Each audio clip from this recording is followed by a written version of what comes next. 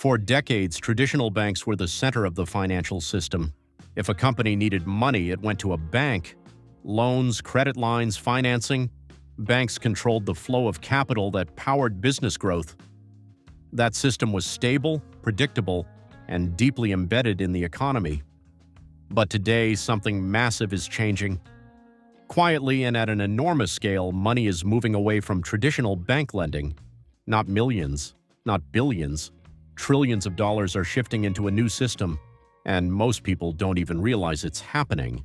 This is the trillion-dollar shift away from traditional bank lending, and it's reshaping how businesses access capital. To understand this shift, you have to start with what's happening inside banks themselves. After years of financial crises, regulatory changes have made banks more cautious. They are required to hold more capital, manage risk more tightly, and limit exposure to certain types of loans. This makes the system safer, but it also makes banks less flexible. They are more selective about who they lend to, how much they lend, and under what conditions. For large, stable companies, this isn't always a problem. But for many businesses, especially those that are growing, complex, or don't fit traditional lending models, access to bank loans has become more difficult. And where there is a gap, something else fills it. That something else is private credit. Private credit refers to loans provided by non-bank institutions. These include private equity firms, asset managers, specialized lending funds, and institutional investors. Instead of depositing money into a bank, investors are now directly funding loans to businesses, and this market has exploded in size. What used to be a niche part of finance has grown into a massive industry managing trillions of dollars. One of the biggest reasons for this growth is flexibility. Private lenders are not bound by the same regulations as traditional banks. This allows them to structure deals in ways that banks cannot. They can move faster, they can take on more complex or higher risk situations, and they can tailor financing to the specific needs of a business. For companies, this can be incredibly attractive. Instead of going through a long, rigid bank approval process, they can work directly with lenders who understand their business and are willing to customize terms. Another major factor is speed. In competitive markets, timing matters. Companies often need capital quickly to take advantage of opportunities, acquisitions, expansions, or strategic investments. Private lenders can often deploy capital much faster than traditional banks. This gives them a significant advantage. There's also a shift happening on the investor side. Large institutional investors, pension funds, insurance companies, and asset managers are looking for better returns.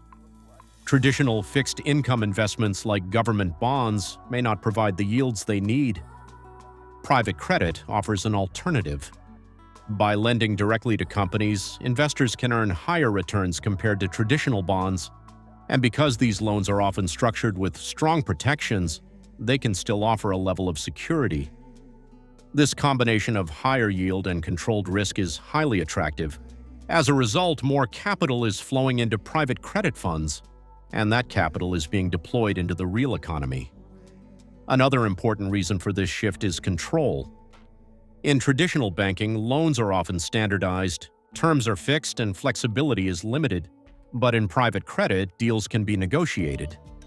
Lenders can include specific conditions, covenants, and structures that align with their strategy. This creates a more customized financial relationship between lenders and borrowers, and for many companies, that flexibility is worth the higher cost of borrowing, because private credit is often more expensive than bank loans. But companies are willing to pay for access, speed, and flexibility. There's also a structural change happening in how businesses are financed. In the past, companies relied heavily on banks for loans and public markets for raising capital. Today, private markets are taking a larger role. Companies are staying private longer. They are raising capital from private investors instead of going public. And they are increasingly turning to private credit for financing. This reduces their dependence on traditional financial institutions. Another area where this shift is visible is in leveraged buyouts and corporate acquisitions. Private equity firms often use private credit to finance deals. Instead of relying on syndicated bank loans, they can secure funding directly from private lenders. This simplifies the process and gives them more control over the structure of the deal. Over time, this has shifted a significant portion of corporate lending away from banks.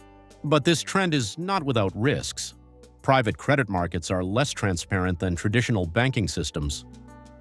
Because these loans are not always publicly traded, it can be harder to assess risk. In times of economic stress, this lack of transparency could become a concern. There's also the question of scale. As more money flows into private credit, competition among lenders increases.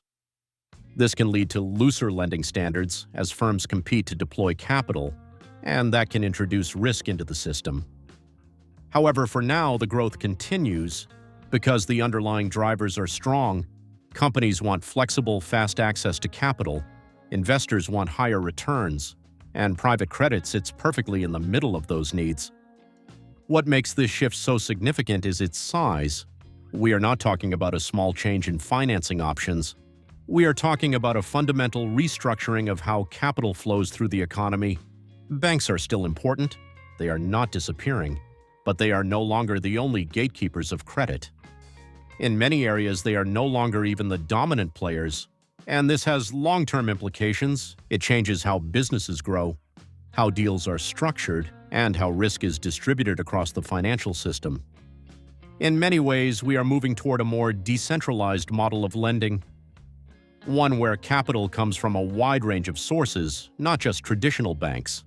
And while this creates new opportunities, it also introduces new complexities. Because when systems change at this scale, the effects are not always immediate. They build over time, quietly, until they become impossible to ignore. And that's exactly what's happening here. A trillion-dollar shift, away from traditional bank lending and toward a new financial system that is still taking shape.